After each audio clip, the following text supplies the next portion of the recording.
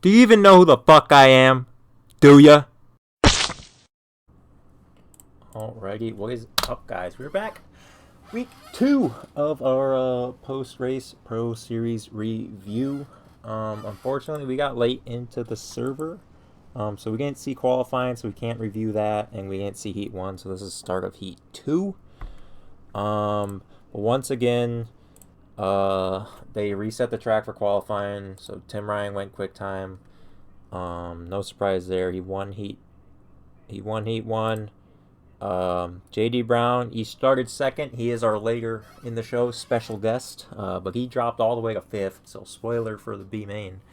But we interviewed him, but again, just resetting the track unnecessarily in qualifying instead of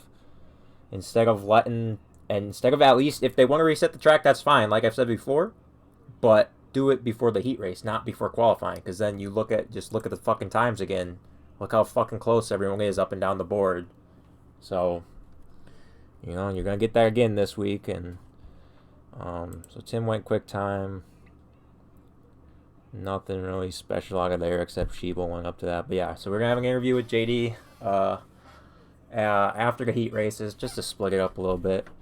Even though I'm sure there's not shit to watch in the heat race because it's Knoxville, it's a freight train. Here we have the updated point standings now. You have Hagen Cardwell, your late model champ, on top of the board by 1 point. If you look at this 1 point, that's actually big because he actually he took a point from both of these guys in heat races, from Tim and Alex. Tim last week and Alex this week. So that's the only reason he's got the lead right now is because he took the heat race wing away from him. Yeah, I think Alex was fourth and first, and Tim was fourth and first, and then Hagen was second and third. So it all balances out. Then you still have Nick Cooper. Nick, another good run. I think he was 6th. But yeah, you see only 2 guys. There were only 2 in the top 5 in both the first races. And you have James, but they're already they're already 30 points off, which is, it's almost a full race if you think of it, because like you get 70 something for winning, and then last place gets 30 points. So it's already a full race back to 5th on back essentially. Kendall would have been up there if he didn't crash. He's running 4th. If he could get 2 4th place finishes, I think he was 3rd in this week. So he could get a 4th and a 3rd if he just hung where he was, and he'd still be up there and have a chance with those guys. But looking down, like I said, it's basically just who even made both races, honestly. Anyone with over... Okay, Rusty made both. Cole made last week? I don't know if Cole made last week. Zane made both. Eiler made both. Cam, so I think Cam's the lowest one who even made both races. And then you had Tyler. Tyler was our... what was I going to do? I was going to have an overachiever and an underachiever of the week. I was going to put Cam just because it was his best track, and he ends up getting in trouble and gets wrecked. But Tyler didn't even get a lap on track after qualifying. He's our underachiever. Our overachiever of the week, I don't know yet. We'll figure that out later. Yeah, those are points. But you see how it's basically, I think James was like 6th at... No, he would have been top 5. He was 5th and then like 7th here at Knoxville. Coop was, I think, 2nd and 6th, but I think we're going to keep seeing these top 3 in points, just keep pulling away, like I said, unless something happens. But like I said, it's only 2 weeks in, so you can't really look at the rest of it either. It's just, can't put too much weight on it, because only 14 guys already made both races. So, because the track was reset, we see how it is here. Looks like we have a little bit of slick line, so that must have been the line in Heat 1, and then it just went away. That's why JD got freight trained, because he started 2nd on the outside. I guess we're riding here with Colton Hardy, so we'll see if it's really... Oh my goodness. If you look at this corner by Colton Davis. Yeah, this is kind of the same as Volusia, because, if you're on that inside, you want to get to the outside, turn 1. As soon as you can, just slide yourself up. And I don't know. Colton just gave way too much room to Adam here because they were side by side or what, but he almost stacked up the whole field. Luckily, Lewis saw it coming behind him. And I think everybody just gets in line. We'll just play at a speed and see if anything happens. I'm probably going to fast forward every heat race because, like I said, when you're in this situation, all you're trying to do is carry as much momentum as you can around someone, and just hope they make a mistake because you're not gonna be able to stick the bottom. You're not even gonna be able to slide them here. You're not gonna be able to clear them because the groove is still so narrow. See here, Lewis tries a little bit of a cut down to get some momentum. We'll look at that again. But Colton's gonna blank a fucking lot in this heat race, I think. So he comes on wide. He just tries to, just a little bit of a cut down. If it would have worked, great. If it doesn't, he falls right back in line. No harm, no foul. Once again, can't see Colton, so he turned his car a little bit sideways to scrub a little bit more speed. I said, Colton's just pushing up there, I think, trying to follow Adam. But when you have a car behind you like that, like glued to your bumper, you almost want to short slide it a little bit, just so not because they're going to try to pass you, but just because you don't want them to do that and then run into the back of you and then hook your left rear or something like that. Even though it might be a faster line, entering on the fluff a little bit or something and cutting it down a little bit. You don't want to leave that door open for error. Not open that you're going to get passed, but open for an error by the guy behind you where he's going to come in, slide up, and then might run into you just because you entered a little higher and lost so much time on entrance. But yeah, I don't think shit happens the rest of this race. I had one move try at the end there. Didn't work. So here now we look at the track. Track's a little wider though. If we look from heat 2, the fluff might have been right here. So now it's up here at least, because we're gonna see the cut down come in this race. It's a lot of good drivers in this one. A really tight track, so we'll see what happens. There he is. Cole has to clear himself high, slides up, does his thing. Dylan has enough room to come down. Cole tries to cover, backs out of it nicely. Look at this. Look how so he knew he wasn't able to chop Dylan all the way to the bottom. So he knows Dylan's going to make this slider work. And instead of either lifting and cutting down in front of the whole field, all he does is move his line up further. That way, going back into one, he knew he could still have the outside, and he wasn't going to let another car pass him. Maybe he just thought the fucking speed was way up here in the fluff because he does it here when he didn't have to. But that was a good move by him there.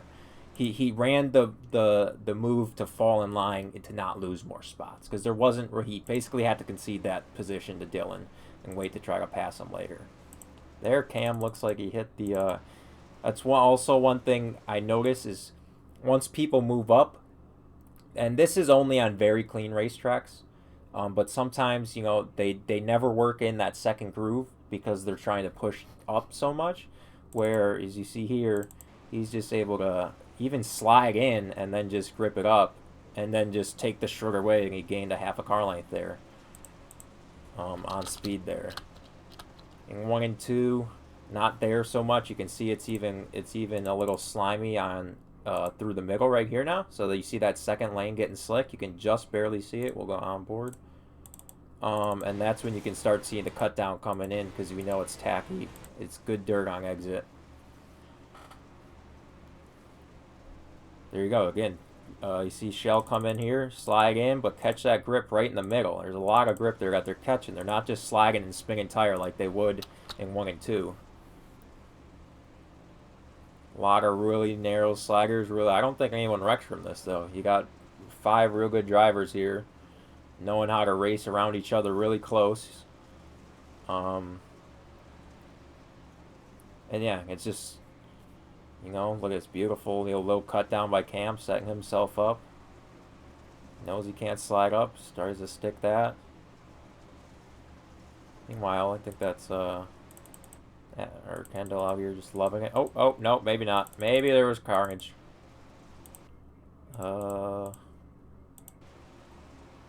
Yeah, it's just Cam was there. Cole tried to chop him down, and Cam was there. It even was a little bit of netcode, and then yeah, the second he would have been all right, but the second tire came in, which was also netcode, so that fucked Cole. But see here see Logan start bringing in that cut down at least in 1 and 2. See if he can hit it here on this next lap again.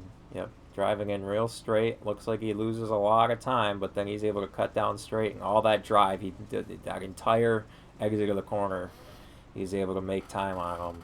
Slides a little wide up here. Now everyone's pretty much just covering up front. Shell probably, he should have ran a cut down here. James was far enough behind him. There's no reason to follow Cam into the corner like that, or even just run the top. This with 2 laps to go. Oh, here he tries to stick that lane up again. I think it works. Little slicker there. We saw a little slick spot right here on the exit of 4 right there. So we know that's probably really kind of slimy. Like a slick slimy, not like the slimy you might see at a real racetrack where it's still wet.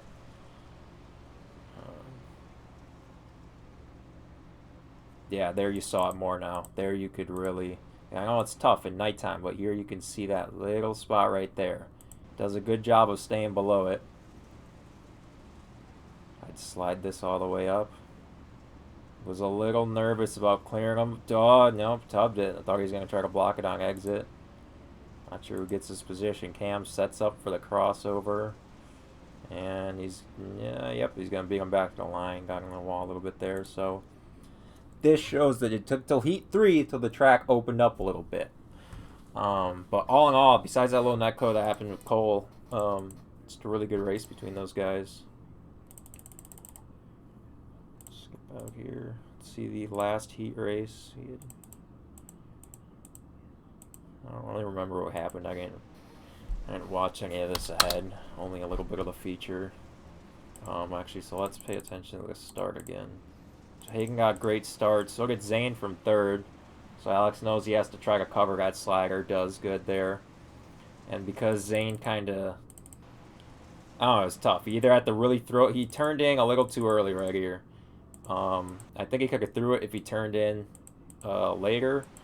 But then it was because he tried to throw it and then kind of backed off. It cost him all that time to everyone who just was able to get wound up on the top side. There he tried to get his move up again. See Hagen already using that cut down from top to bottom.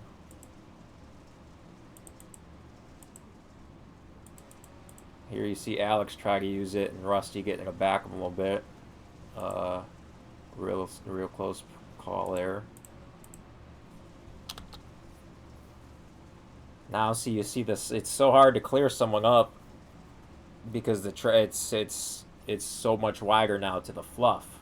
So now it's almost not because the track is narrow, but because the track is so wide. It's to get the car up there, and you see that the third lane, especially in 1 and 2, kind of right there. Well, it's kind of lane 2.5. To get through that, it's hard to keep enough drive to get up the racetrack without losing so much grip, so much forward drive. Just go back a car, just fast forward. Anything happen?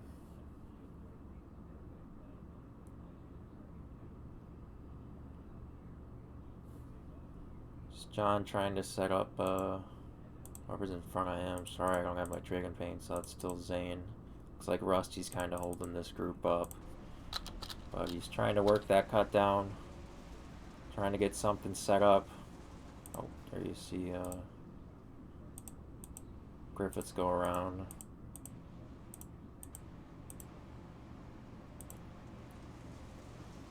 Third is slider, yep, good undercut. Kick up the track and keep it up the track and stay straight. Yep, and now if he can run cut down here, he can clear him, but no, he tried to tried to pinch him down a little bit, and wow, I'm surprised Rusty got that much drive on the inside.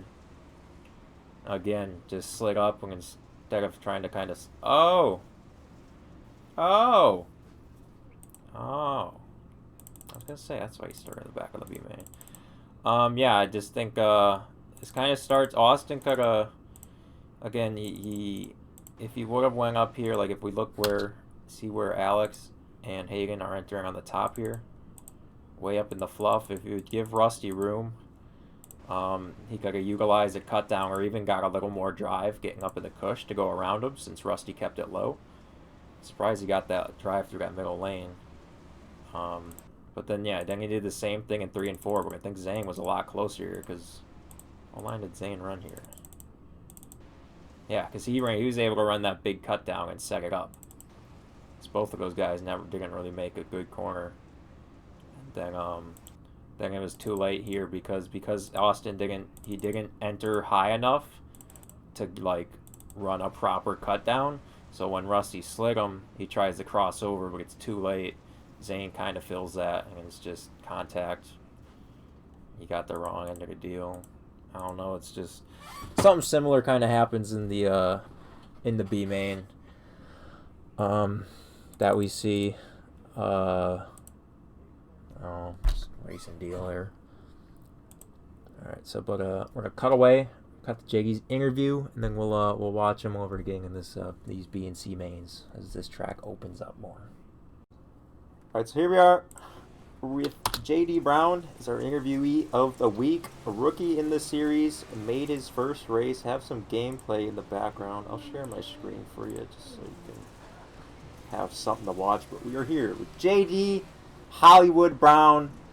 Just give yourself a quick little, for people who don't know, either don't follow sprint cars or because it is your first sprint car season, just a quick little, introduce yourself. Well, I mainly just run late models, made late model pro, got top 10 points, and just decided to run sprint cars, just see what we got, just trying her out. Yep, join the guys on Slick, and how would you, I guess, well, let's talk about that. Let's talk about your late model season first. I think you finished 8th or 9th in points? 9th in points. 9th in points. Would you say you were happy with your season? For a rookie season, I was fine. I just struggled early, just being rookie to pro series, learning everything, and then the season started to get a lot more top 10s, but sprint cars is, I don't mainly run, and we're just seeing what we can do. Running, trying to make mains, that's about it. See, that's something that, I always try to tell rookies, don't put too much expectations out there because it's hardly going to go the way you want it in your first year. But like you said, you started to come around at the end of the season, think you figured it out, maybe weren't as nervous. So do you think you can kind of carry any of that experience at all into the sprint cars, or sprint cars are so new to you that it really doesn't help, even though you know what to expect now? It for sure helped the nerves. Like, I am not nervous at all, and for pro series races anymore, like for sprint cars at all. I'm just try to focus on qualifying. That's about it. And just trying to make mains at this point. Last night it was a overall good run. I felt good with it, except final Batista ran out of fuel. Just is what it is. It wasn't his fault, but other than that, it was a good run. So as it goes, when did you first get into iRacing? Because I remember your name being around, like modified and stuff. But I'm not sure. Yeah. I joined when Dirt came out. Okay, so 2017. I wasn't competitive until like late 2018 is when I finally decided to actually run leagues and try to be fast. But I was just running for officials hosted until about late 2018 is when I started to actually focus on running leagues and money races. What do you think changed that mindset? Did you join up with anybody, or what do you think clicked? I don't know, it was just, I knew I was always fast, but I just never bothered to run leagues. It was more so just I never thought I was good enough. I still don't think, I always think I'm bad, and I still didn't think I was good enough to run leagues or any money races, so I never did.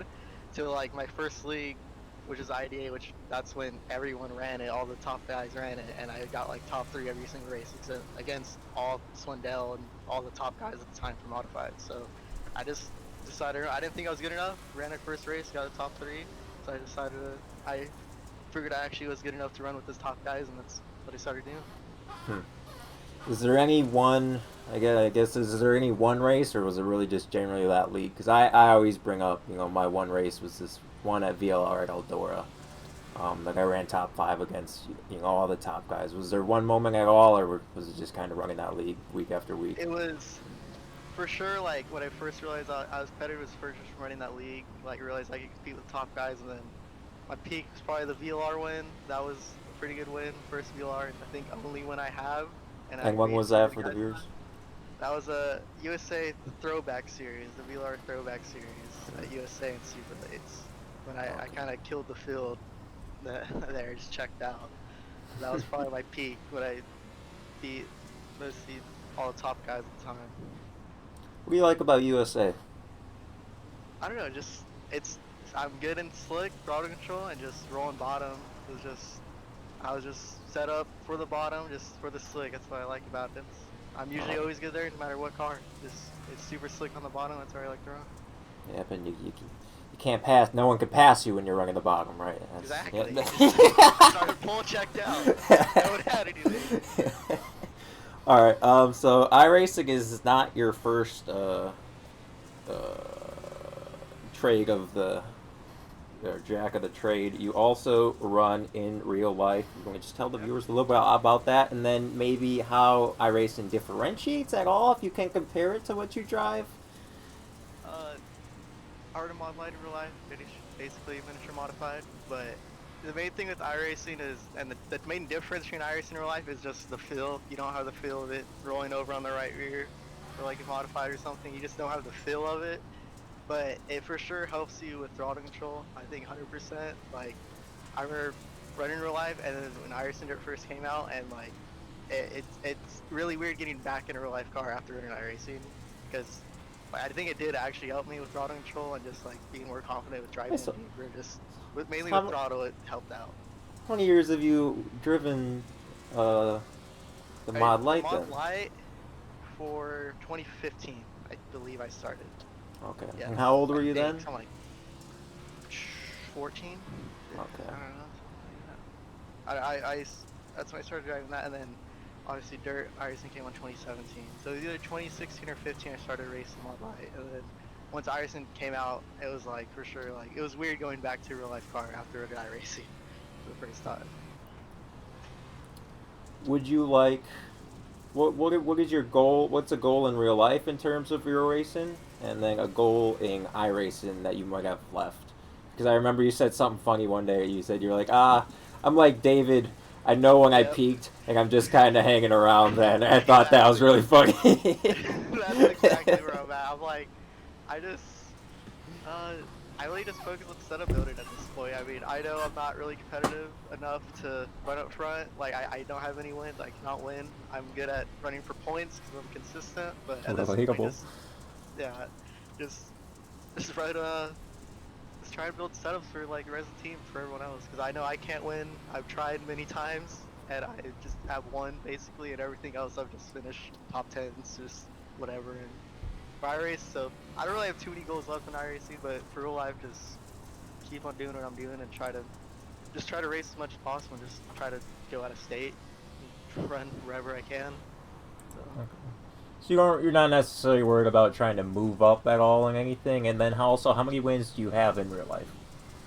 I don't even know in real life. It's been, I mean, when I started racing when I was a kid, basically a mini dwarf, which is a go-kart with a roll cage, basically. I had tons of wins. I think they call them a micro too out east here, but I'm not sure. Yeah, but I had tons of wins in those, and then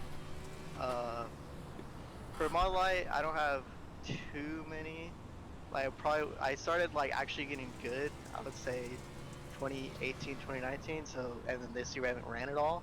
Like last year is when I started getting wins and actually started competing with top guys. So not too many, but like if we ran this year, I for sure would have got a lot more. All right. And you race at Bakersfield, right? Yeah, the National Midgets are running there tonight. Yep, and so that's in California for the people that don't know. So, what were your thoughts on this last election? You know, being a Californian, I don't think you were old enough to vote. Exactly. Were you? But exactly. I'm not old enough, so it doesn't. So no comment. No comment. Really. I don't. It doesn't matter to me. I'm not old enough. Just turned 18, literally, like a week ago. So I know. It's whatever. I know you're obsessed with it. You're yelling. I'm not. Go crazy. Yeah. Wow. All right. Well, it's been nice talking to you. You had a good run. You ended up you finished 14th, but Should have you were been more. looking Yeah, for should have been you were higher looking for up. about a 10th or 11th. But we got 8 more races, so we can prove on that. But anything else you want to say to the viewers? Shout out social media, anything like that? This guy's David Hollman. Just listen to what he says. He's a pro driver. He's the best of the best. Taking his advice. You know, the video of him talking advice for a pro driver, perfect. Exactly. Like you peak, and then you just gotta cruise after that. I'm not paying him to say anything. I'm not paying him anything, ladies and gentlemen. All right. That is our interview with J.D. Brown. All right, so good luck the rest of the season, and congrats on making your first race. All right, so we are back, and here we are for the C main. Top 2 go, 12 laps. And now we'll start to see a lot of people, I think, just get up, try to get glued to the top. So here, if Sheeble can't get up, so what he tries to do here is he thinks, all right, I gotta throw a slider to get up there. James sees it. Let's actually bring cockpit on board here. Has to steer out of it a little bit, and then it makes him go wider, and Logan comes with the momentum. And he doesn't try to fill the gap. He kind of tried to fall in line, but just made contact, and I think it ends the race for... Nope, oh, just him. Sheeple stays in it a little bit. It was actually a really good recovery there. Then you see Stigum try to throw a slider, same thing. See, I think cut down started going away a little bit. So yeah, it's a lot slicker there off of 1. See JD out front. See who's in back. So. They crash again? Yeah, where'd Sheeple go? Oh no, there was contact there between oh, it looked like netcode. You could see it from here between Cole, Mayer. He got into everyone and they wrecked. So left about 4 cars here. I'll ride along with Kobe. James is kind of protecting with that middle to high slider. Nope, there he tries to cut it down. Stigum thought he had the momentum to cross that over, but James protected it good. Once again, trying to wide arc even on the straightaways to set up a slider. Here he does. Man, yeah, it's a lot slicker there too. So as these guys race, that kind of... Well, see, Cole shouldn't be running this line. This isn't the fast line, and Cole's kind of following him here. He could have caught him quicker. He runs out of time at the end of this race. Like, he's catching him. I mean, he looks fine running this line. But I would have either been running the top all the way around, or maybe even a little bit of a cut down at in some point. So, oh, here James slides for the lead. Got a blinky boy. JD slides it back. Tough spot for James, chops him, alright. Didn't know if they were all going to squeeze that. Late cut down here, JD should cover, he does. Here, see that, oh, fuck off. Fucking pace car. Yeah, well, no, we can't find him because he's leaving the service. Right here, there's no reason Kobe should have fucking slid. He should have used this corner to build up momentum. There's no reason he should have slid up from the middle because he knew either one of them or two. We either knew 1 or 2 of those guys were slagging, and him slagging up himself would have gained him nothing. And he could have used that to build a little bit of steam. See, the JD covered there. Oh, so this is why he dies. Okay, so we look back at this. You're like, oh, well, they made contact there, and can we fucking stay connected? If he would have used this corner to build momentum, he could have followed, because James, well, we don't know. Maybe James covers, maybe he doesn't. But he could have had a better head of steam. JD slides, so there's a door open. There's a window. He can follow JD. He can squeeze up between them and slide James. Instead, he commits really, really late through the middle for some reason. It keeps it really close. James goes high, cuts down, and ultimately it just hooks him right and he kills him in the fence. So, I mean, ultimately, it was just you know, the iRacing physics, you know, the way that it hooked his car right like that, which, I mean, I guess you see in real life where the guy gets tight. Yeah, just, I mean, that could have fell the other way. That could have been James up in the fence. But he cut that slider really, really close. You know, which, I mean, this is the top series. You know, you can't cut people slack, especially in a B main when you're racing for transfer spots. But if he would have got momentum from 3 and 4 and not followed them into the corner, instead of being close, he could have been, you know, if he would have had a little bit ahead of steam, he would have been a couple inches further up, and he would have cleared that slider, or he would have had it where his bumper, you know, maybe knocked James into the wall. So ultimately, that's what he did. That was the mistake, the biggest mistake I made, I think, was him following them into 3 and 4 when he knew they were slagging. That's why I tell you guys, don't fucking follow people. Big cut down by James here. Gets Cole, because Cole sets up here. Sets up for his last lap pass. That's good. Making a cut down. Trying to build as much momentum into the last corner as he can. And ultimately, it just doesn't work. Doesn't have the angle then to stick the bottom. You know. I don't know if there was enough there for him to, if he would have stuck it to clear him. He could have got alongside of James to his left rear. But that's why Cole did not make it out of there. So we will go on to the B main.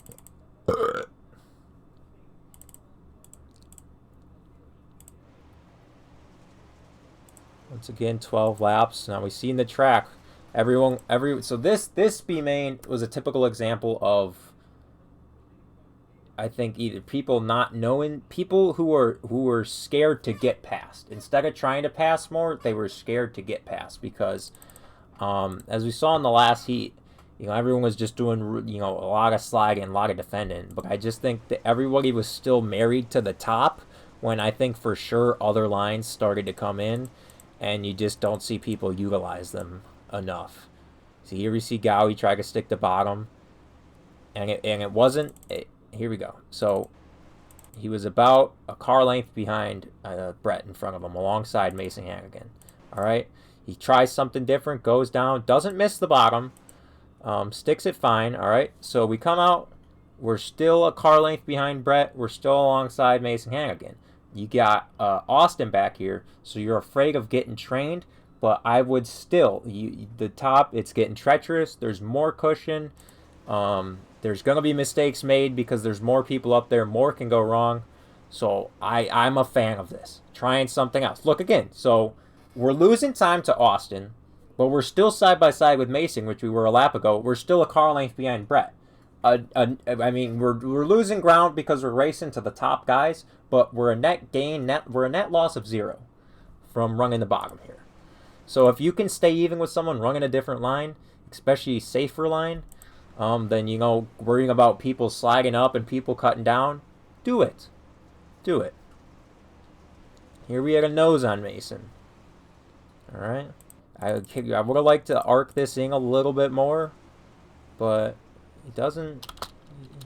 Yeah, okay, so no, see here he gave up on it. Here he tried to slide up and made Mason. Now we're 2 car lengths behind Mason.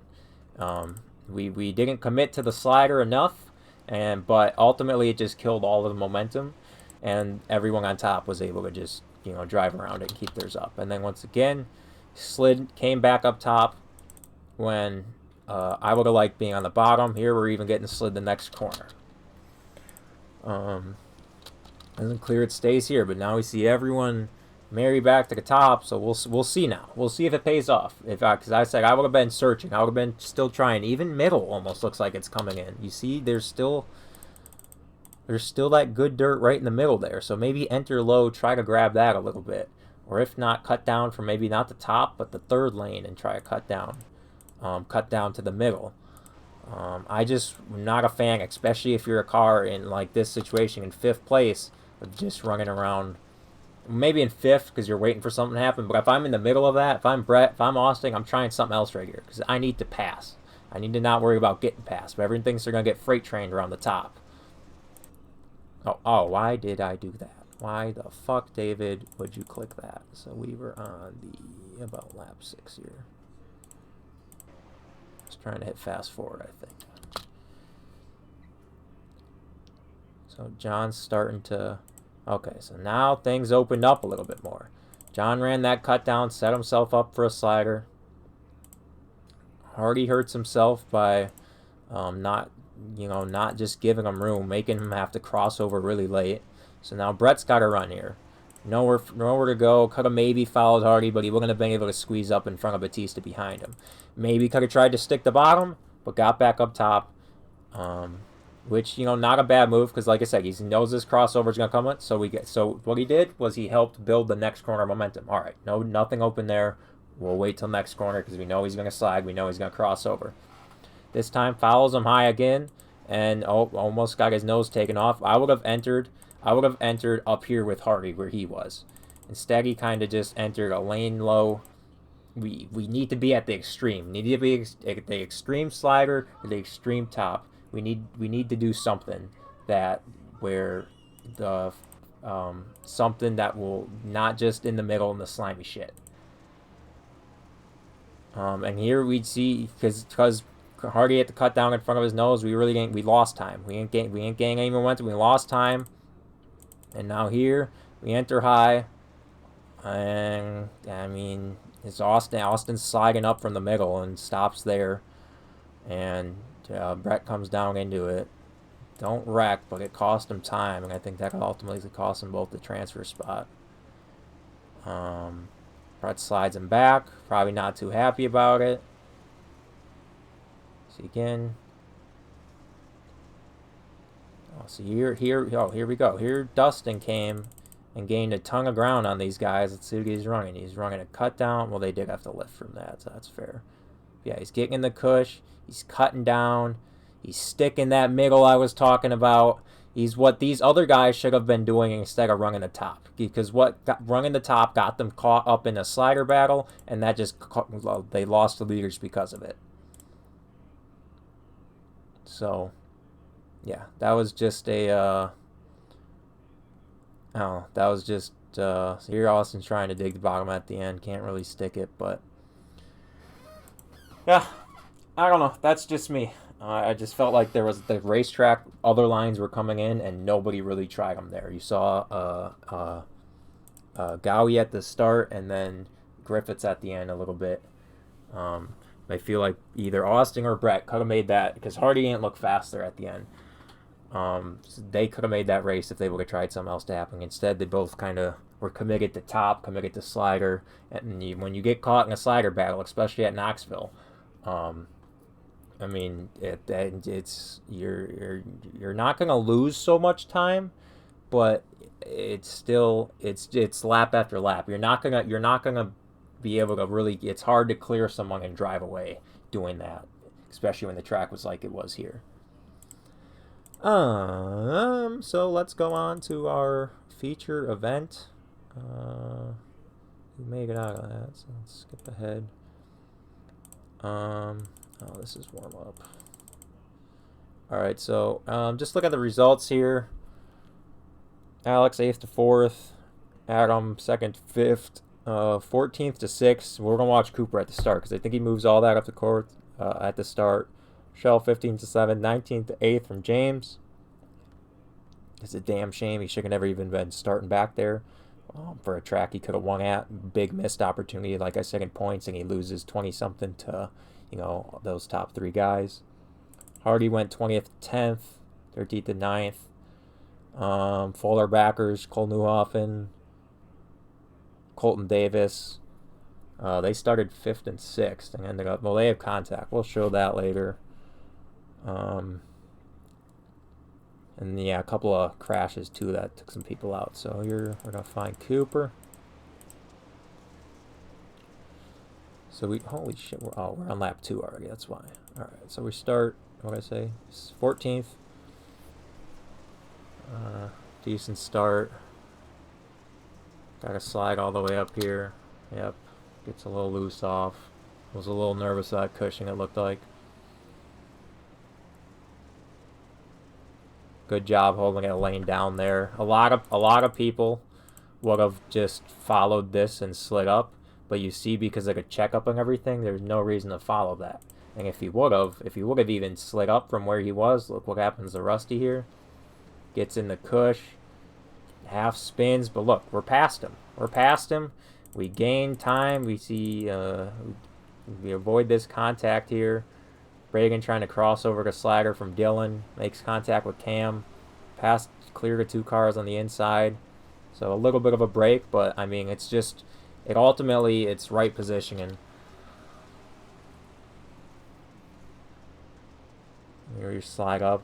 We're too much on the gas here. Getting up to the cush. We're going to run middle here, slide up. Bragan takes the middle. Holds it really good in that 3rd lane. So we're still 11th. Here. Good crossover. Little check up there from Lewis, so he's able to get inside of him. Shuts the bottom down there. Nope. Slides up the middle. Colton's still blinking out. Good take 3 wide. Colton, I don't know, misses the bottom, wanted middle, but it was a good crossover. He set himself up there. I thought he could have either slid Lewis here, but it would have been also really tight the way Colton went up, but instead he was committed to the middle, which would have been scary if Colton actually would have stuck the bottom, but I think he saw the angle he was coming at here and knew he was going to miss the corner entry. Reads it good, crosses over. Lewis made a mistake, I think, on the top. So now he's in the 8th. It's a real good feeling when you get a. That's essentially, that was a perfect start. You avoided what you needed to. You made holes. Your car feels good everywhere it went. Lap 5, you gained 6 spots in a pro race. You're feeling good right now. Say, all right. And you can still see the leader. Leader's right there, and we're passing another car. Dylan falling off the top here. Tries to go to the bottom. It's a really good feeling in a race when you can do that. When you start mid-pack and you can get, essentially, I call this clean air now, even though it's really not. But I call this clean air because you can see the leader. You're not, and you can still pick and choose your lines. I know there's cars in front of you, but now you know you're not back, like he was 3 laps ago, where you're 3 wide and shit, where you're kind of forced to go wherever it's open. So now, if you still have a good car, if you can still move forward, you can pick apart all these guys still. And there he slides Dylan, or Dylan slides up, crosses under again. He's just working that little middle, that strip between, the first 2 lanes. Dylan runs cut down, gets under him again. See, he gives it to him. He gives it to him on entrance. He knows, look at this, his car's got good drive, good throttle control, knows he can clear him crossing over or just pinching him down on the exit like that. And Dylan ultimately just has to go back to the top and concede the position. And we're getting a run on Cole. His lap was a 17.1. That was fastest lap on the track.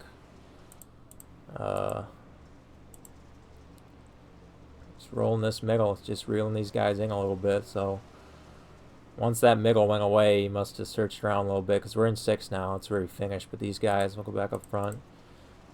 Just see these guys racing here, 3 wide, real tight.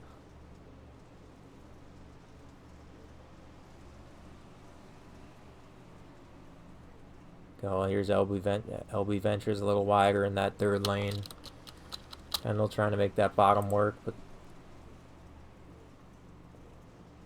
it looks like the bottom's really there in the center, but it just wasn't as great off on either corner.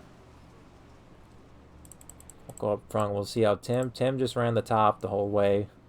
And a lot of guys in the back were. I was surprised the top stayed around as much as did. Oh, I don't know. He's running slider line. But he's able to slide up there, get it to the cush, and then stay on the cush and get that grip on exit. And there's always going to be a ton of grip on entrance here in 3 and 4. But where it gets hairy is right in 1 and 2. Now you see how there's no grip there, and there's a big bump there. But you see how he's able to be low enough, keep the car straight enough, a lot of people get back on throttle right here then. Oh, shit. They would get back on throttle right here, and they would spin their tires and kill their drive. Doesn't, keeps it high, gets it in the grip off. Yeah, so must have liked Slider in 1 and 2. Just get past that hump as much as you can, but he's in clean air. Can get what he wants. Hagan runs a really good lap here somewhere that I thought he was going to chase him down in the race. And then ultimately does it. Everybody in the top 5 just kind of traded laps. Some people hit a 3 when the leader would hit a 5, and the leader would hit a 3, and they would hit a, the person behind would hit a 7. It was just really tricky track. Because basically every line was fast. It was just about who could hit it the most consistent. And it was Tim running the top that could do that. Here you see Dylan trying that cut down. There's just too much slick to cut down from on that. Alex trying to get to the top.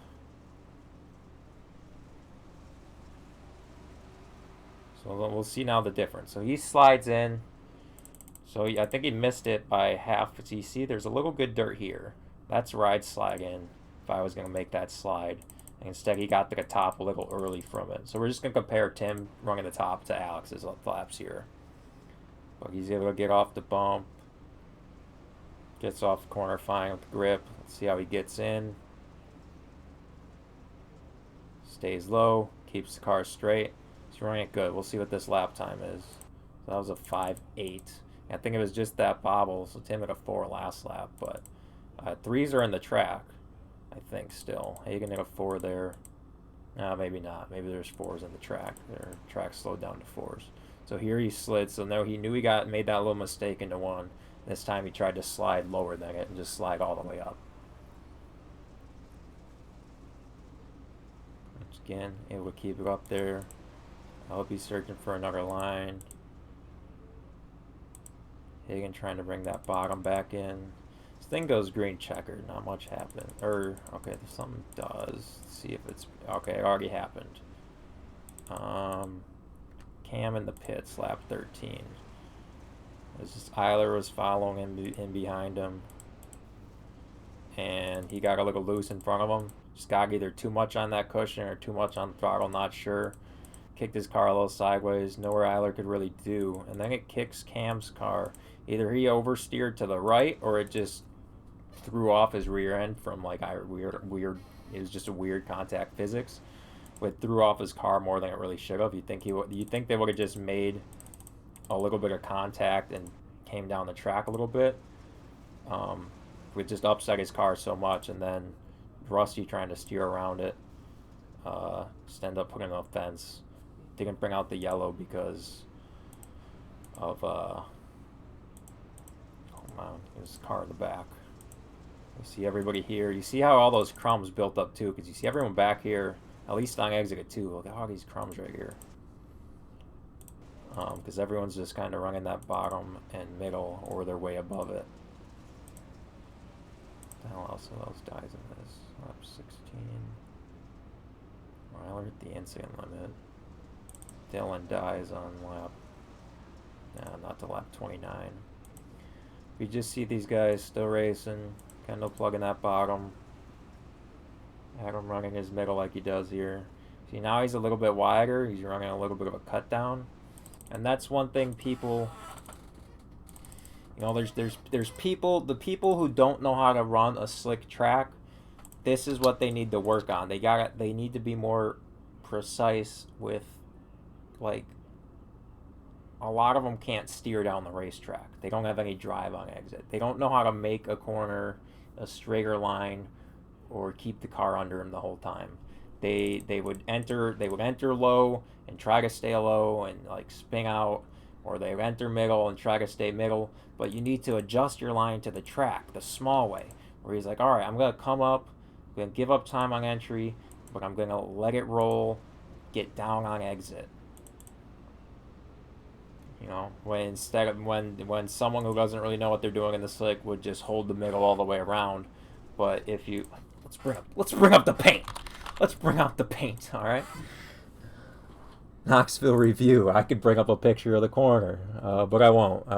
So we're just saying this is our fucking... This is our corner, all right?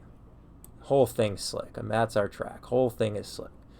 So it's just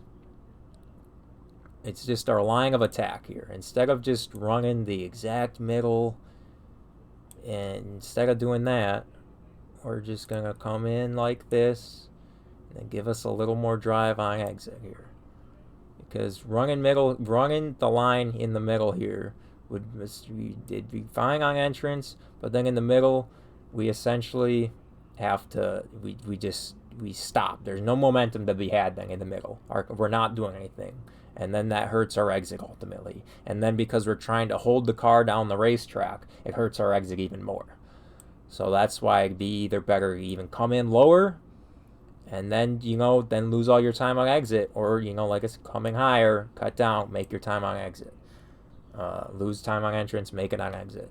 So that's what we see him do here, And it's also just chasing the grip. You see how, well, of course, Kendall's not on the bottom now, and he's missing the bottom. But you see how there's this sliver of grip here. That's where your left rear needs to be lowest. That's what you need. When there's so many times I see people who try to run the bottom, and they just seem super content on driving a half a lane off through the slick. And it's like, all right, you're keeping your car straight and everything, but you're not actually hitting the bottom. You're not getting the grip. You're not getting any momentum. They do it at Grove. They do it here. They do it at Volusia. You need to be down there on the berm, on the inside wall. You gotta make speed. You can't just roll around on the bottom a half a lane up, because that's where, the good drivers are going to beat you at.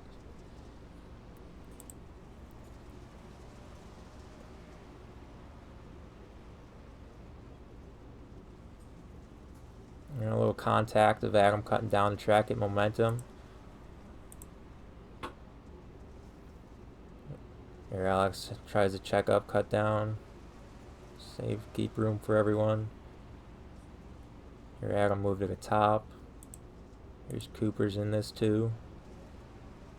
See, I didn't see all this, so I'm catching. Cut down. I think cut down in the middle is good in 3 and 4 right now. A little contact with the left rear. I don't know who to put that on there. Oh, Adam comes down too early. I think Coops, I would have left a half a lane more just for room. But I think they finish out this way. So Hagen hit a 4 compared to Tim's 6. He hits another 6, but here Hagen hits a 6. So this wasn't quite consistent enough. Here Alex is in the 5s. These guys are O's because they made the contact. Dylan's in a 7, still trying to rip the top. He ultimately crashes. Cole's here right now. Let's see what happens. Well, here, I think Dylan crashes. This is what happens next in the... I'll just fast forward to it, because this race it's boring at this point. And then there's the contact later. Oh shit. Alright, so Cole's still here right now. So he's running 8th. He has a good race. He finishes fucking... 13th. Alright. Gets in high, steers too much to the right, and then it catches it again. And I don't know, can't steer out of it. Cole enters up there. Wrecks him. He alt F4s. That's what keeps the race clean and green. Would have been interesting to see a yellow, but I don't know. The series penalizes alt F4s here when I don't know. It's hard to say. I mean, it looks bad. I'm sure that wasn't on the broadcast though at the time, so I don't know why they penalized alt F4s, because it kept the race green. Here we have okay. So maybe there was some animosity here. Colton slides up. Cole kind of prematurely cuts under it, and then his lane also got plugged in by Smolders there, so he hit the bottom good. Yeah, and see, so he must have been. There was nothing wrong with what Colton does here.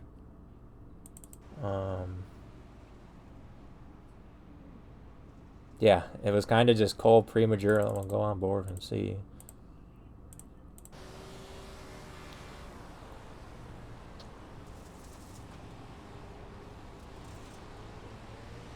Yeah, I don't know. Yeah, he just kind of prematurely crossed over and then tried to squeeze in that gap that wasn't there to get back by him, but ends up fencing Colton. Here comes Zane. I don't really know how hard he moved up to the field. I think he ends up 10th. I think, because Batista runs out of fuel. Let's see what these guys got here. Comes Hollywood on the bottom. Squeeze, and we're just gonna fast forward more. It's just middle versus bottom at this point. You're just trying to keep as much momentum as you can at all run. Whether it's the middle here, whether it's the third lane, whether it's a fourth lane up in the crumbs, you just want to keep your car under you and have drive, and you're searching wherever it can do. Whatever shape you got to shape the corner to do it. You're just looking for as much momentum as you can. Oh, and here I think we see JB run out of fuel. It was kind of in a raw spot of the racetrack. The leaders took the white, so a yellow wouldn't have come out. He tries to get on the inside berm, and because it gets so narrow here, he can't really stay off the wall. JD ends up hitting him, and then I think it cost him 2 spots. Yeah, Cole beats him back to the line. That's enough fucking talking for me. That was week 2 of the pro race. Next week we got Fairbury, so we're gonna see some bang in the cush. First track that's banked, so we'll see what everyone can do there. As always, guys, if you learned something, leave a like. Otherwise, peace the fuck out.